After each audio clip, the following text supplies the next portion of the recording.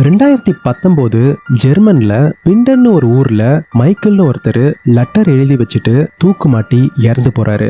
அவர் எழுதின அந்த லெட்டரை என்ன டேட்ல என்ன டைம்ல அதை படிக்கணும்னு எழுதி வச்சுட்டு தான் போயிருப்பாரு. அந்த லெட்டரை படிக்கிறதுக்கான டேட்டும் டைமும் வருது. அதை ஒருத்தவங்க படிக்கவும் செய்யறாங்க.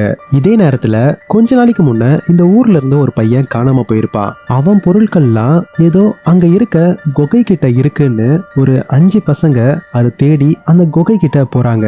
அப்போ அந்த குகையில இருந்து பயங்கரமான சத்தம் ஒன்று கேக்குது. அதை கேட்டு இவங்கெல்லாம் பயந்து ஓடுறப்போ அந்த பதட்டத்துல இவங்க கூட வந்த மிக்கேல்னு ஒரு சின்ன பையனை தொலைச்சிடுறாங்க. தொலைஞ்சு போன அந்த பையன் அந்த குகைக்குள்ள தான் போயிருப்பான்.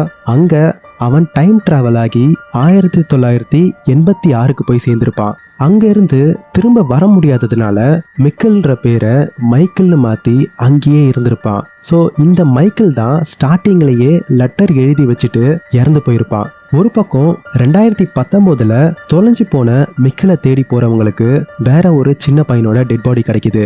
இந்த பையனை யார் கொன்னிருப்பா? இந்த ஊர்ல காணாம போற பசங்கள்லாம் அப்படி எங்க போறாங்க?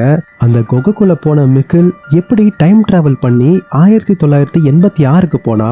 இதுக்கெல்லாம் காரணம் யாரு அப்படின்றத பல குழப்பத்தோட நிறைய ட்விஸ்டோட சொன்ன கதை தான் டார்க். இதே மாதிரி பல மூவி ரிலேட்டட் ஸ்டோரிஸ் சேனல்ல இருக்கு. மறக்காம செக் பண்ணி பாருங்க.